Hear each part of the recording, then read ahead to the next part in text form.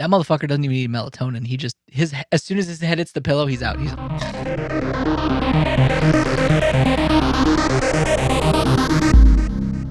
Hello, my name is Steve. And I'm David. And we are into episode 6 of Anime Plus. We are talking about Orb on the Movements of Earth, episode 20. On Orb. We had the culmination of all of Yolenta's work as she sets off Schmidt, Faye, and Lewandowski with Draka to begin the process of printing Otzi's book. However, all is not perfect, as we get a glimpse of Nowak preparing his men to go out to do a task.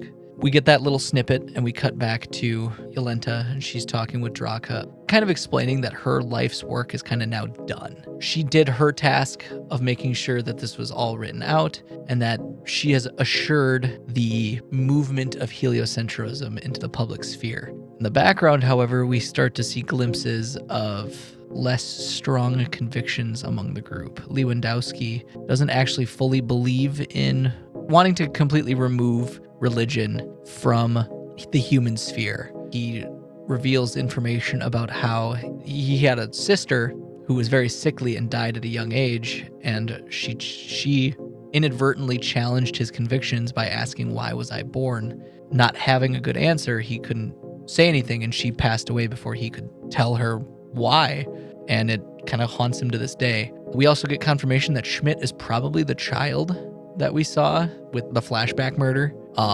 We didn't get anything about Faye, which I'm starting to think he is the traitor. Getting all this information, Draka is able to say goodbye to Yolenta, and she gets her hood. Draka immediately kicks into negotiation mode for the hood, which gave me a good chuckle. It was a funny interaction between Draka and Yolenta.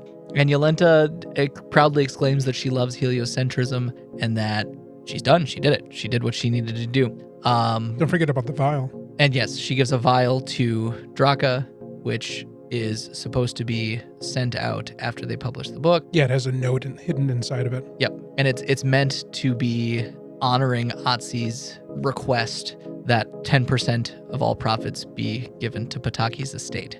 And so we get this nice closing of Yolenta's task in perpetuating heliocentrism. And they're getting ready to leave. 2 carriages are rolling up with knights. And what we find out after the gang skedaddle, minus Yolenta, Nowak is also on board. Yolenta piles up a bunch of sacks. As she tells Draka and them to just go, she'll stay behind and cause a distraction. And we get this scene where Yolenta stands at the top of the hill. The Inquisitors ask, "Are you the leader of the Heretic Liberation Front?" She proudly exclaims yes. Looks up to the stars, has flashbacks to all the stuff that she's done in her life, her friends, her trials and tribulations, all that stuff. As Nowak is getting off the cart, they lock eyes for a fraction of a second and she blows herself up, stunning the Inquisitors and the knights that are with them, and her arm right in front of Nowak and crew. Nowak picks it up and is like, "Cool, we've cut the head off the snake." I don't think he's satisfied. He thinks that they have scattered these rebels to the wind, basically. And we pretty much end the episode with them hightailing it towards the leaders of the Reformation, and they get stopped by some knights. And we're left on a cliffhanger. They get pulled over by the cops. Who knows what's going to happen? I'm convinced that anytime the word heliocentrism is said out loud, a character dies. It's the death flag of the show. Anytime somebody proudly proclaims something about heliocentrism, dead. I hate how almost perfectly right you were about Nowak not realizing that Yolenta was alive. Before she dies? Before she dies, yep. But I was talking about how he would realize that she's alive after she's dead. It was just a fraction of a second that they locked eyes, but it wasn't long enough for his brain to calculate. And beyond the explosion, he was stunned by what came to his mind that looked like it could be his daughter, but he has no idea. And all that's left of her is her forearm and hand. Everything else pretty much got evaporated by the explosion. Death flag. The gloves was a death flag too. I would say even when she had finished transcribing what Draka was saying in the previous episode, you could tell that her tone had shifted to acceptance of her end. I think this was done on purpose. I think she had one of the two, either Freya or Lewandowski, leak her location. The young Inquisitor, I think it was the young Inquisitor, had told Nowak that they had gotten information from a woodworker in the village about activity at these abandoned houses. I think she purposefully leaked the information because Schmidt was talking about how she became a martyr and they needed that to be in good graces with the Reformation. And it was a twofold thing too, to also get attention away from what they're doing. Basically throwing the Catholic Church off their trail and convincing the Protestants that we're with you guys. Let's go. We have the conviction to kill ourselves for our beliefs and ideals. Let's go Protestantism. Let's go heliocentrism. High five. Finger guns. I liked the whole middle portion where Draka was having conversations with 3 of the 4 people about their stance on their ideals and how Draka was especially pushing back against Schmidt in his very contradictory... I'm going to use technology because it's useful, but then... Draka was essentially... Oh my God, Schmidt's a Luddite. Yeah, pointing out Schmidt's Luddite tendency is his use of technology to destroy technology. And Schmidt's like, yep, exactly, because it's effective. Spend money to make money. Nobody ever accused him of not being a hypocrite. Schmidt's like, I don't really give a shit. That man sleeps soundly every night. Can guarantee you that. Oh yeah. He sleeps like a baby.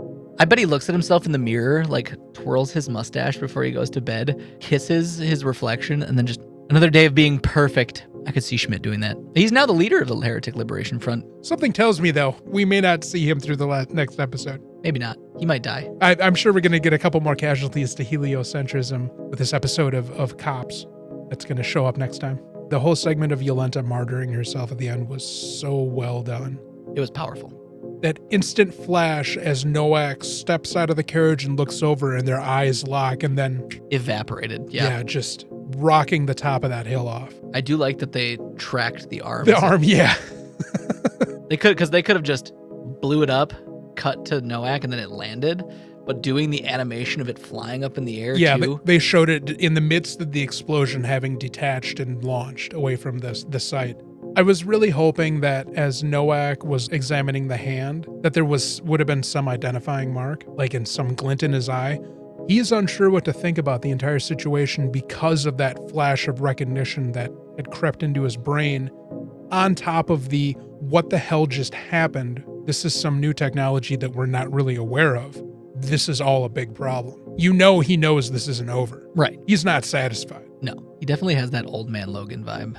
He reiterated it. There was the scene of him in the carriage while they're about to approach it, where he's falling back into himself and going over why he's doing this. His only reason for living is revenge for the death of his daughter. Yet he directly caused. He just caused the death of his daughter. And he's unaware of it. At this point, though, Noack's the main character. He survived every time skip. There is no character that we have seen from the past that has survived. Within the 3 segments of the story, he has existed within all 3 segments and continues to exist within all 3 segments. Yep.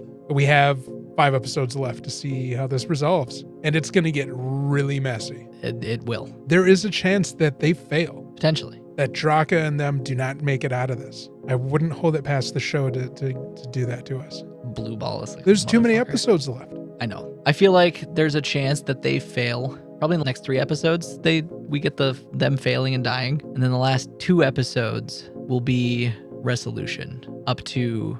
I really would love to see them do an episode where it's like all of this stuff builds up to the modern day. Yeah. We've gone over that a number like the of episode times. ends on the moon landing. Yeah. And it's like, this is because of all these people. That'd be so cool to see like the rocket going up, them landing on the moon. Like, Noack standing there. How the fuck? Fucking heretics. Noack never really dies. He just went to the moon. Oh my God. Noack is Lazarus. No. Fuck you, heretics.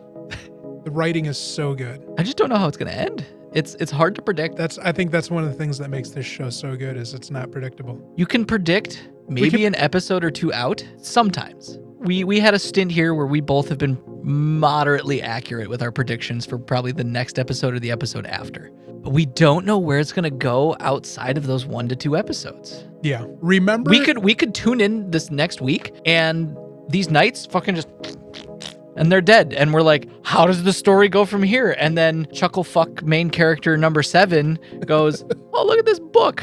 And bada boom, you know? I didn't anticipate the Heretic Liberation Front thing when we watched Otzi and but then he die. Or remember how we thought we were just going to see Raffle as an adult? Yeah. We thought it was just going to be following Raffle through his life as he's trying to perfect his theory. Yeah, I thought it was going to be like this cat and mouse game for the entire series. Yeah, between him and Noak. Yeah. Technically it has, but Raffle stopped playing a long time ago. Yeah, because he got caught. He got caught. He was the mouse that got But caught. Noak is still chasing after the thing that... Yeah, he's the cat. He's full. He's eaten a lot of heretics. He has, yeah. But, Yep. And you can tell he's full because he got big.